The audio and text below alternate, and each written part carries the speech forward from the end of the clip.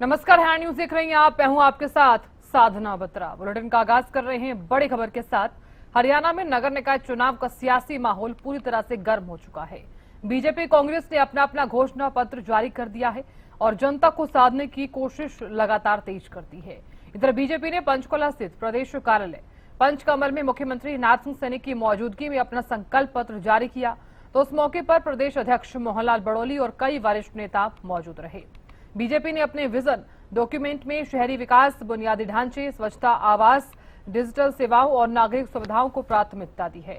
Party ने flyover, model सड़कों, sewage treatment plant, smart library, parking व्यवस्था और सोलर एनर्जी जैसी कई योजनाओं का ऐलान किया। दूसरी तरफ कांग्रेस पार्टी पहले ही अपना घोषणा पत्र जारी कर चुकी है। कांग्रेस ने अपने वादों में स्वच्छ शहर, बेहतर सड़कें, जलभराव की समस्या का समाधान, मजबूत पेयजल व्यवस्था, सीसीटीवी निगरानी, स्वास्थ्य सुविधाएं और नगर निगम सेवाओं में पारदर्शिता जैसे मुद्दों पर फोकस किया है। कांग्रेस ने डोर टू डोर कचरा कलेक्शन, मल्टी स्टोरी पार्किंग, आवारा पशुओं के समाधान और कॉलोनियों के नियमित जैसे वादे भी किए हैं। अब देखना होगा कि जनता किसके वादों पर भरोसा जताती है और किसे नगर निकाय चुनाव जीत मिलती है।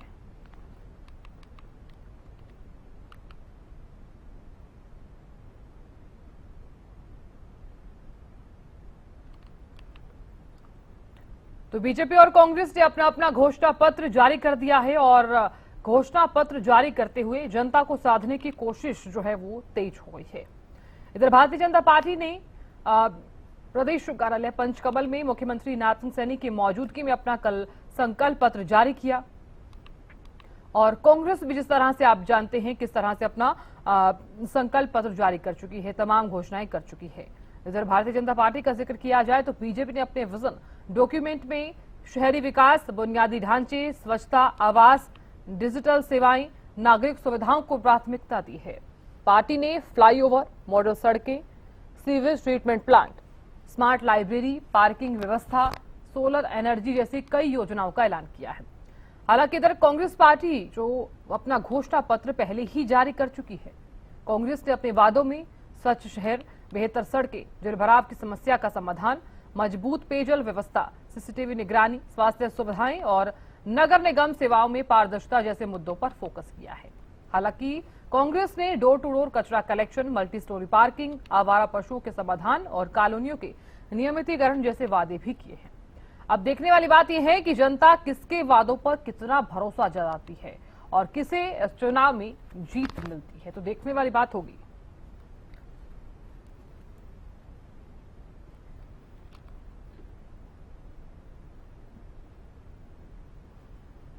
तो देखिए, नगर निकाय चुनाव को लेकर दोनों ही पार्टियां लगातार एक्टिव नजर आ रही है और घोषणा पत्र यानी कि संकल्प पत्र जारी कर दिया गया है। तो देखने वाली बात होगी किस तरह से चीजें रहती हैं। जानकारी देने के लिए रेवाड़ी से संजय कौशिक जुड़ गए हैं। संजय, देखिए, दोनों ही पार्टियों ने अपना अपना संकल्प पत्र जारी कर दिया है। तमाम वादे जनता को लुभाने के लिए किए गए हैं।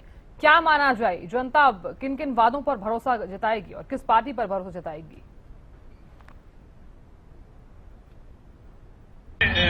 साधना बताऊं आपको कि अभी कांग्रेस ने जो अपना घोषणा पत्र जारी कर दिया है और आज या कल सुबह तक अपना घोषणा पत्र कांग्रेस जारी कर सकती है, लेकिन बीजेपी ने अपना जो घोषणा पत्र रेवाड़ी में जारी किया, आपको बता दूं कि प्रदेश अध्यक्ष जो बड़ोली है, राव इंद्रजीत सिंह, और कल जो पूरे दिन जो रेवाड़ी में जो चुनावी सरगर्मियां काफी जो है तेज रही, क्योंकि राव इंद्रजीत सिंह ने जो है एक सभा को भी संबोधित किया और जो विनित्या पीपल का कार्यालय था उसका उद्घाटन भी किया।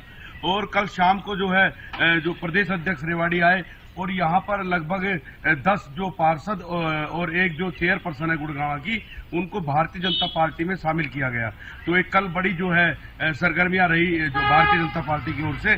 और जो भारतीय जनता पार्टी ने जो अपने जो घोषणा पत्र किया है, इसमें संकल्प पत्र कह ले हम, पिछली बार इसमें जो बात करें 2020 की, तो इसमें 30 वादे किए गए थे, लेकिन इस बार इसमें सिर्फ 6 ही वादे किए गए हैं, क्षमा करें। और जो है इसमें सबसे पहली बात बताऊं आपको मैं, तो रेवाड़ी शहर में 70 करोड़ की लागत से 15 MLD की क्षमता का सीवरेज ट्रीटमेंट प्लांट लगाया जाएगा। और दूसरा वादा किया है 60 करोड़ की लागत से 15 MLD क्षमता का वाटर ट्रीटमेंट प्लांट भी लगाया जाएगा। और जो तीसरा वादा किया है वो रेवाड़ी नगर परिषद का कार्यालय शहर से बाहर 30 करोड़ की लागत से बनाया जाएगा। और जो चौथा वादा किया गया है वो 10 करोड़ की लागत से 8 एकड़ जमीन में रेजांगला पार्क का निर्माण किया जाएगा। और पार्क का निर्माण तो हो रखा है, उसका सौंदर्यीकरण किया जाएगा। और 5वां जो वादा है वो रेवाड़ी शहर में 5 करोड़ की लागत से ई पुस्तकालय बनाया जाएगा। और जो आखिरी और छठा वादा है वो रेवाड़ी शहर में 10 किलोमीटर स्मार्ट रोड 5 करोड़ की लागत से बनेगा। तो ये मुख्य रूप से जो 6 वादे हैं वो जो है भारतीय जनता पार्टी ने अपने घोषणा पत्र या संकल्प पत्र में किए हैं, लेकिन अभी तक कांग्रेस ने अपना घोषणा पत्र जारी नहीं किया है। पिछली बार जो 30 वादे बीजेपी ने किए थे, कांग्रेस का कहना है कि उनमें से भारतीय जनता पार्टी ने एक भी वादा अपना पूरा नहीं किया है। तो अब देखना है कि कांग्रेस का घोषणा पत्र आने के बाद कांग्रेस क्या क्या घोषणा पत्र में रेवाड़ी के लिए घोषणा करती है। जी साधना। बिल्कुल संजय, आप बने रहिए हमारे साथ। सोनीपत से लाजपत भी जुड़ गए हैं। लाजपत, आवाज पहुंच पा रही है? जी बिल्कुल साधना। बिल्कुल लाजपत, देखिए क्योंकि तमाम बड़े वादे और तमाम बड़ी घोषणाएं यहाँ पर की गई हैं। अपना अपना घोषणा पत्र पार्टियों ने जारी कर दिया है। जनता को साधने की पूरी कोशिश यहाँ पर की जा रही है। क्या माना जाए, कितनी मजबूती के साथ नगर निकाय चुनाव लड़ा जाएगा? जी बिल्कुल, देखिए साधना, आपने भी बहुत नजदीक से चुनाव देखे हैं। हाँ। और चुनाव में जो वादे किए जाते हैं वो सिर्फ जनता को बहकाने के लिए वादे किए जाते हैं। ये जनता भी समझती है और हम भी समझते हैं, आप भी समझते हो।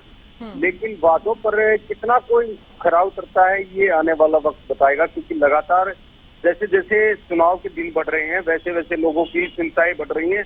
क्योंकि अगर सोनीपत की बात करें तो सबसे ज्यादा हॉट सीट जो है वो सोनीपत की राई गांव की है, क्योंकि उसमें 2 जो आजाद उम्मीदवार हैं और 3 एक बीजेपी पार्टी से है, 2 आजाद उम्मीदवार हैं, यानी कि 3 टोटल ताइदाद से एक कांग्रेस से है जो कि 8 नंबर वार्ड में पड़ते हैं। टोटल 4 कैंडिडेट हैं और काफी बड़ा जो चुनाव है और काफी बड़ी हॉट सीट है ये। इसमें अभी जल्दबाजी होगी कि हम कोई खुलासा कर पाए, लेकिन हॉट सीट इसको जरूर कहा जा सकता है, क्योंकि भारतीय जनता पार्टी की भी यहाँ पर कहीं ना कहीं साख लगी है और कांग्रेस पार्टी की भी इस पर साख लगी है। क्योंकि आपने भी देखा था, एक दौर ऐसा आया था जब कांग्रेस की तरफ से भी ये बयान आया था कि चुनाव नहीं लड़ा जाएगा, यानी कि 8 नंबर वार्ड की जो सीट थी उसी पर यह घमासान था। और जैसे जैसे 8 नंबर वार्ड पे ही कहीं ना कहीं जो कैंडिडेट बीजेपी के हैं वो भी काफी बड़े कोई उसमें संकेत हैं, वो आने वाले टाइम पे बताया जाएगा। लेकिन कहीं ना कहीं जो है सोनीपत की सबसे हॉट सीट जो है वो 8 नंबर वार्ड की है। और ऐसे में चुनाव की जो सरगर्मियां हैं वो लगातार लोगों के बीच जा रही हैं। सभी कार्यकर्ता जो लगातार जो है सभी पार्टियों के या आजाद उम्मीदवार के सबके जनता के बीच में है और लगातार अनेक तरह के वादे जो है लोगों से बताए जा रहे हैं।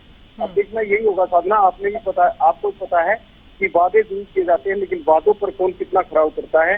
वादे तो जरूर होते हैं लेकिन वादे तोड़ने के लिए बनाए गए हैं, ऐसा भी देखने को मिलता है। लगातार जो है चुनाव की सरगर्मियां लगातार देखने को मिलती है, लेकिन अब जैसे जैसे दिन बढ़ेंगे वैसे वैसे लोगों के विचार भी बदलेंगे और लगातार जो चुनाव की सरगर्मियां हैं वो लगातार देखने को मिल रही हैं। तो ऐसे में जैसे जैसे तारीख बढ़ रही है, दिन रात जो कार्यकर्ता लगे हैं या पार्टियों के या जो कैंडिडेट हैं, अब वो लगातार जनता के बीच किस तरीके के वादे करते हैं, किन चीजों पर पूरे उतरते हैं। क्योंकि मौजूदा सरकार को विकास कार्य करवाने होते हैं, मौजूदा सरकार इसमें कितना सहयोग करती है। विपक्ष पार्टी भी जरूरी होती है, विपक्ष पार्टी कहीं ना कहीं अपने आप को मजबूत करने के लिए कैंडिडेट के साथ खड़ी रहती है।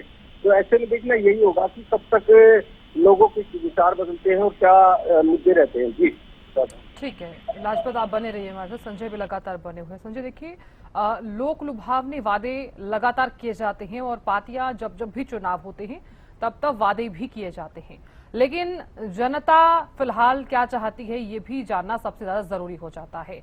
जैसे ही दोनों पार्टियों ने घोषणा पत्र जारी किया, तमाम संकल्प यहां पर लिए गए। हालांकि भारतीय जनता पार्टी अपने अपने दावे भी कर रही है कि इस बार तमाम जितनी भी समस्याएं हैं उन पर नजर जरूर डाली जाएगी और कांग्रेस भी कहीं पीछे नहीं है, अपनी मजबूत पकड़ बनाने के लिए लगातार कार्य भी कर रही है। जनता की तरफ से क्या कुछ प्रतिक्रियाएं सामने आई हैं? साधना, कल एक बड़ी जो घटना घटी है वो राव इंद्रजीत सिंह जैसे स्टेज पर आते हैं वो स्वीकार करते हैं कि जो पिछले 5 साल का कार्यकाल रहा उसमें काफी कमियां रही और जो है मेलजोल की कमी रही और उनका कहना था कि जो कांग्रेस भ्रष्टाचार का मुद्दा उठा रही है, कांग्रेस के पास सिर्फ भ्रष्टाचार के अलावा और कोई मुद्दा नहीं है। लेकिन ये कहना कि भ्रष्टाचार के अलावा कोई मुद्दा नहीं है, क्योंकि भ्रष्टाचार एक बड़ा मुद्दा है। और कल उन्होंने एक चीज और साफ कर दी कि जो यहाँ एक मतभेद की बात सामने आ रही थी विधायक लक्ष्मण सिंह यादव और राव इंद्रजीत सिंह के बीच में, उन्होंने स्टेज पे आते ये भी कहा कि मैंने लक्ष्मण सिंह से कुछ नहीं कहा है, और उन्होंने लक्ष्मण सिंह से इसके लिए हामी भी भरवाई।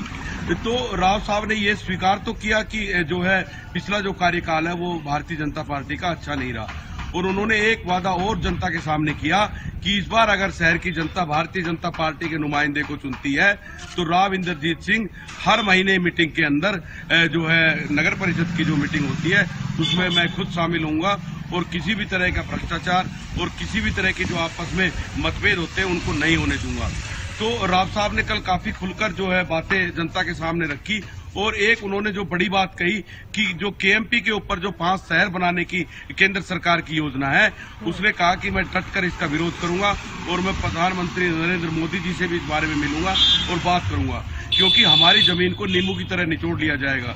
रेवाड़ी को उन्होंने हब बनाने की बात की कि रेवाड़ी को विकसित बनाया जाएगा, और इस दिशा में एक बड़ा कदम राव इंद्रजीत सिंह उठाएंगे। तो कल की जो बातें थी राव साहब की वो काफी दिलचस्प रही। उन्होंने खुल के सारी बातें जनता के सामने रखी, और कहीं ना कहीं वो भारतीय जनता पार्टी पर कटाक्ष भी करते नजर आए। तो इसमें देखने वाली बात यह है कि विनीता पीपल, लेकिन सबसे बड़ी बात बताऊं साधना, कि जो लोग भारतीय जनता पार्टी में ऐसा लग रहा था कि कुछ लोग नाराज है और वो स्टेज साझा नहीं करेंगे, लेकिन कल पूरा संगठन और जितने भी लोग थे वो सारे स्टेज के ऊपर बैठे हुए थे और विनीता पीपल के साथ पीछे खड़े हुए थे। तो कहीं ना कहीं संगठन और पार्टी मजबूत कल दिखाई दी। अब देखना ये होगा कि चुनाव में किस तरह से वो विनीता पीपल का साथ देती है, या पूरा संगठन विनीता पीपल का साथ देता है, या राव इंद्रजीत सिंह अकेले रह जाते हैं। ये देखने वाली बात होगी। बात जनता की करें तो जनता कहीं ना कहीं इन चीजों से तरस तो जरूर है, लेकिन जनता के पास कोई ऑप्शन नहीं है, क्योंकि उन्होंने कांग्रेस का कार्यकाल भी देख लिया और भारतीय जनता पार्टी का कार्यकाल भी देख लिया। लेकिन जो भाजपा और कांग्रेस का कोर वोटर है वो वोट तो भाजपा और कांग्रेस को ही करेगा। इसमें सबसे बड़ी बात यह है कि जो निर्दलीय उम्मीदवार है दो, शकुंतला भाटिया की बात कर ले तो उसको अभी किन किन लोगों का साथ मिलता है, क्योंकि रणधीर सिंह कापड़ीवास एक जो है राव एंटी फैक्टर है, सतीश यादव है, वो किन लोगों किसके साथ जाते हैं, ये भी एक बड़ी बात देखने के सामने आएगी कि वो अगर जिस तरफ जाएंगे तो मामला त्रिकोणीय भी हो सकता है। जी साधना। चलिए, बहुत शुक्रिया संजय जानकारी देने के लिए। लाजपत आपका भी बहुत बहुत शुक्रिया बने रहने के लिए।